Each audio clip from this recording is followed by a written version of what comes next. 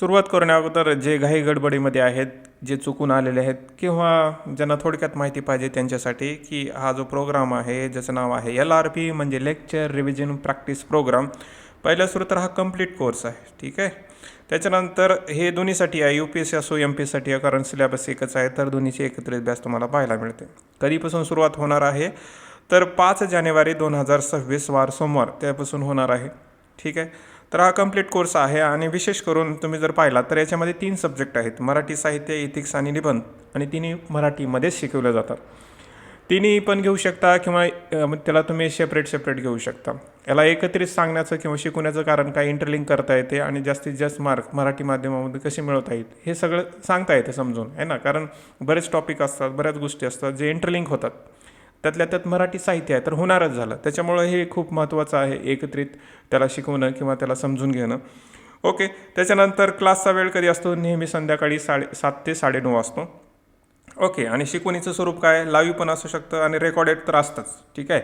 असू शकतं लाईव्ह असू शकतं, म्हणजे काय डिपेंड करतं, कारण मागणी आजकाल जास्त ती हीच असते की रेकॉर्डेडच पाहिजे त्यांना, आहे ना. लाईव्ह म्हणजे कमी असे असतं. त्याच्यामुळे जर लाईव्ह असेल तर मला काहीच अडचण नाही, मला शिकवायला खूप आनंद आहे त्याच्यामध्ये, खरंच सांगतोय तुम्हाला. तुम्ही म्हणसाल हसाल वगैरे, खरंच काही जणांना आनंद असतो, तो माझा आनंद आहे, पण करणार काय. ओके. त्याच्यानंतर जर रेकॉर्डेड असेल, सपोज की लाईव्ह जर नाही झालं कोणत्या कारणास्तव, तर तुम्ही किती वॉच करू शकता, अनलिमिटेड वॉच करू शकता. त्याला काही असं नाही की लिमिट आहे याच्यामध्ये. फक्त कालावधी 8 महिने असेल, कारण त्याला वर्षानुवर्षे घेत बसायचं नाही आहे ना. कवर खूप सणार डोकं त्याच्यामध्ये की हां हेच करा, ठीक. त्याच्यानंतर शिकवणीचं माध्यम मराठीच असेल, हे थोडक्यामध्ये ज्यांना जल्दी घाई गडबडी होते. आणि आणखी गोष्ट की ही जी काही बॅच आहे याची काही फीस असणार. जर तुम्हाला फीस वगैरे पाहिजे असेल तर डिटेल भास्ती घ्यावं लागेल, परंतु तुम्हाला शिष्यवृत्ती मिळते. त्यासाठी काय करावं लागतं, प्रश्नाची उत्तरे द्यावं लागतं. आणि ती किती मिळते, तुम्ही किती प्रश्नाची उत्तरं बरोबर देता. जर सगळ्याच प्रश्नाचे बरोबर उत्तर दिलं तर 100% पण मिळते. तुम्ही फीस भरायची काही गरज नाही आहे. पॉसिबल आहे, ते तुमच्यावर डिपेंड करतं. तुम्ही तुमची पात्रता सिद्ध करा, तुम्हाला 100% शिष्यवृत्ती मिळेल, नो प्रॉब्लेम, ठीक आहे. तर ही झाली थोडक्यात माहिती. आता डिटेलमध्ये माहिती ज्यांना इच्छुक आहेत किंवा ज्यांना बऱ्याच गोष्टीची माहिती पाहिजे, ठीक आहे, जे नवीन आहेत त्यांच्यासाठी, तर सुरुवात करूया. मग सुरुवात करण्या अगोदर हॅलो नमस्कार प्रिय मित्रांनो, मी अमोल तुमचं अनोखी लाईफमध्ये मनापासून स्वागत करतो. तर करूया सुरुवात करावं लागेल. आता सुरुवात करायचं सुरुवातीपासूनच, ठीक आहे. तर आपल्या प्रोग्रामचं नाव काय आहे, LRP म्हणजे काय, लेक्चर रिव्हिजन प्रॅक्टिस प्रोग्राम. म्हणजे लेक्चर पण होतं, रिव्हिजन पण होते, प्रॅक्टिस पण होते, म्हणजे सगळंच मिळतं, ठीक आहे. असं काही याच्यामध्ये नाही की एक्सक्लूड आहे. कंप्लीट कोर्समध्ये काहीच एक्सक्लूड नाही आहे ना. एव्हरीथिंग येतं त्याच्यामध्ये, सगळ्याच गोष्टी याच्यामध्ये होतात, जे गरजेचे आहे, जे आवश्यक आहेत. नाहीतर काही माग चालतो मी काय सांगता येतं. त्याच्यानंतर हा जो LRP प्रोग्राम आहे तो 2027साठी आहे. याचा अर्थ 26वाल्यांनी घ्यायचं का, 26वाले म्हणजे जे आता 26मध्ये मेन्स देऊ शकतात किंवा ज्यांची प्री होणार आहे ना, आता त्यांच्याकडे वेळ आहे का, तुमच्याकडे वेळ आहे का, म्हणजे 2026वाल्याकडे, की तुम्ही फुल कोर्स घेणार त्याच्यामध्ये, नाही ना. मग कशाला घेता, आहे ना. जर तुम्ही यायचं असतं तर घ्या, काही प्रॉब्लेम नाही, परंतु हा फुल कोर्स आहे, तुम्ही दुसऱ्या अगोदरच्या त्या गोष्टी पाहू शकता, ठीक आहे. म्हणजे हा पूर्णतः विशेष करून आणि टेक्निकली म्हणू शकता की 2027च्या विद्यार्थ्यासाठी पण आहे, 26च्यासाठी आहे, परंतु प्रॅक्टिकली हा 2027साठी आहे, ठीक. त्याच्यानंतर अनोखी लाईफ एक सम्यक विकास हे नाव दिसतं, ते काय, ते गरज नाही, परंतु तरी पण अनोखी लाईफ हे एज्युकेशनल प्लॅटफॉर्म आहे, बिझनेस प्लॅटफॉर्म नाही आहे, म्हणून ते सम्यक विकास आहे. ओके. याचा अर्थ तुमच्या सगळ्या गोष्टीवर इथं लक्ष दिलं जातं, फक्त शिकवण्यावरच नाही आहे ना. म्हणजे फक्त तुम्हाला शिकवायचं आणि बाकीच्या गोष्टी नाही, तुमच्या बऱ्याच गोष्टी असतात, काही स्वतःचे प्रॉब्लेम असतात, काही मानसिक प्रॉब्लेम असतात, काही त्रास होत असतं पहा, तुम्हाला माहिती आहे. जे अभ्यास करतात त्यांना अडचणी येत असतात, ते आपण सोडवण्याचा प्रयत्न इथं असतो. ओके. त्याच्यानंतर हे तिन्ही पण सब्जेक्ट मराठी लिटरेचर, इथिक्स, एस्से ज्याच्यावर पकड आहे ते शिकवण्याचा प्रयत्न मी करतो, बाकीच्या गोष्टीचं काही घेणदेण नाही, ठीक आहे का. आणि हे मराठी माध्यम आहे, त्याच्यामुळं हे तिन्ही गोष्ट शिकवायचं कारण काय की इंटरलिंकिंग चांगली होते.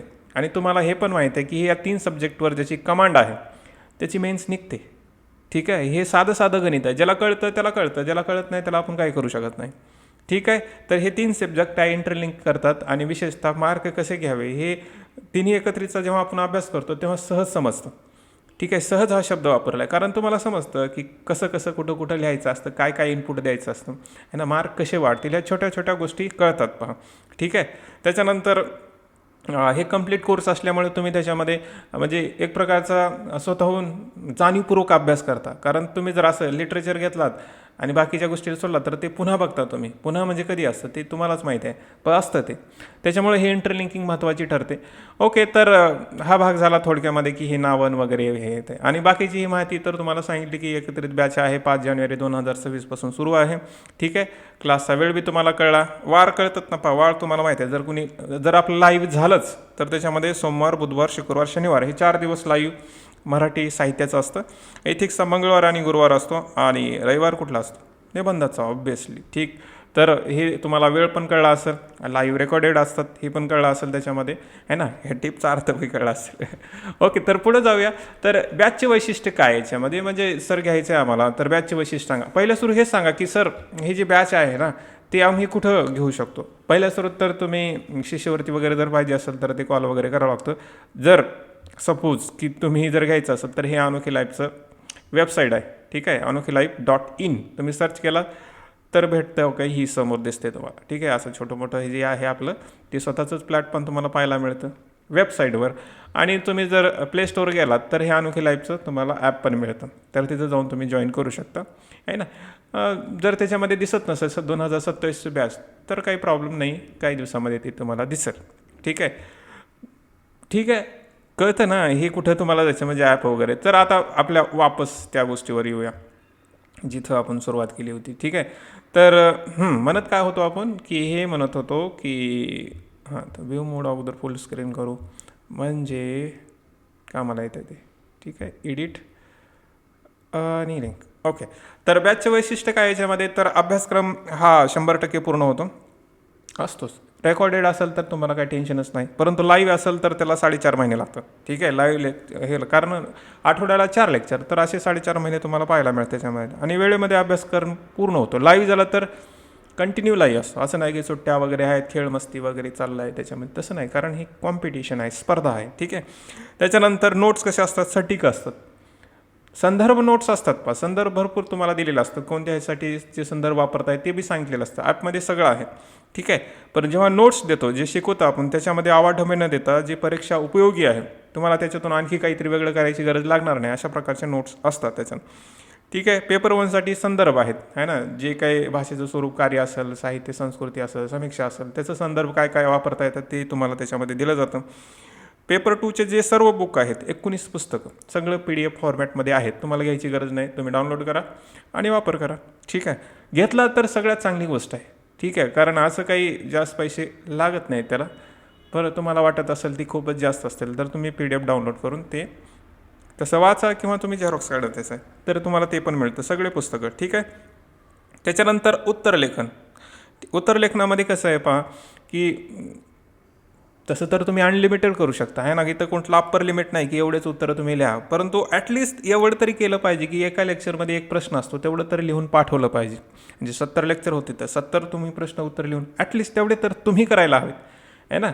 म्हणजे चेक करून तर आम्ही देणार, म्हणजे तुम्ही कितीही लिहा, आम्ही चेक करून देणार त्याच्यामध्ये, परंतु कमीत कमी 70 तर लिहावे, एवढीच गोष्ट आहे ना. कारण त्याच्यामुळे तुम्हाला कळतं की उत्तर कसं वगैरे लिहावं. ठीक आहे, उत्तरलेखन होतं का, 100% होतं. ठीक आहे, त्याच्यानंतर सराव टेस्ट होतात का, होतात. युनिट टेस्ट आहेत पहा, जी 80 मार्काची असते. ठीक आहे, ते 4 होतात. सेक्शनल टेस्ट जी 125 मार्काची असते, आणि फुल टेस्ट जी 250 मार्काची असते. अशा प्रकारे तुम्हाला हा पाहायला मिळतो. 10 परीक्षा असतील, काही प्रॉब्लेम नाही त्याच्यामध्ये. त्याच्यानंतर या बॅचचं वैशिष्ट्य किंवा LRP प्रोग्रामचं एक्झाम ॲटिट्यूड असतो, आहे ना. परीक्षात्मक दृष्टिकोन असतो.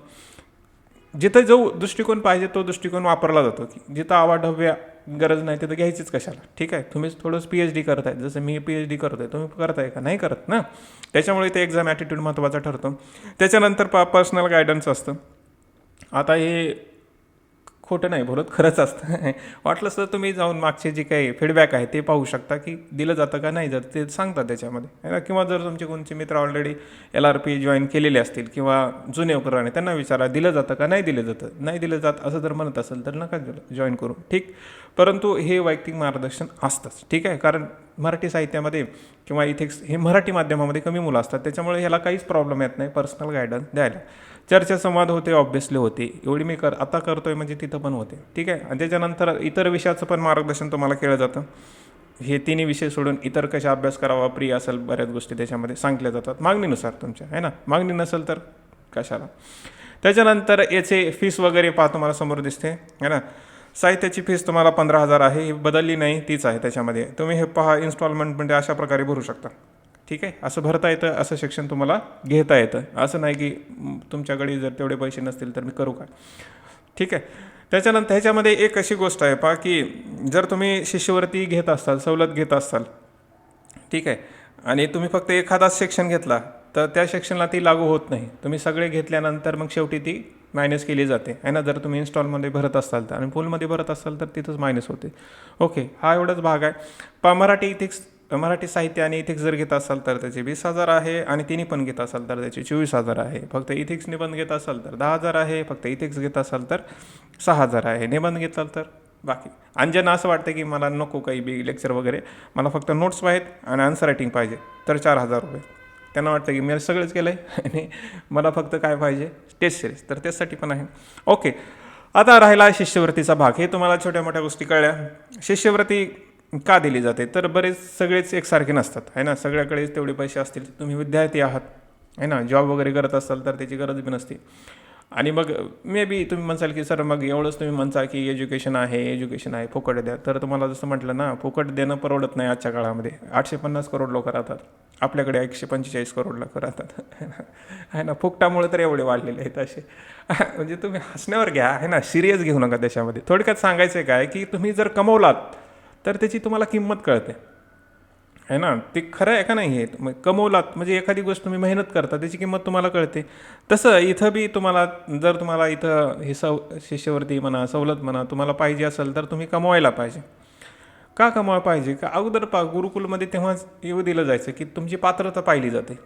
अरे तुम्ही म्हणजे त्यासाठी पात्र आहात का नाहीत आहे ना, त्याच्यात तुमचे तसे गुण आहेत का नाही, दिसतात का नाही, तशा प्रकारे.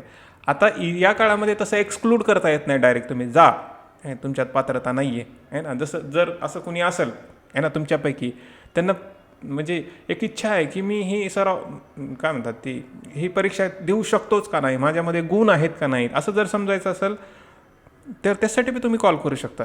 फक्त तिथं नाराज नका हो आहे ना, जर नाही म्हणलं तर आहे ना.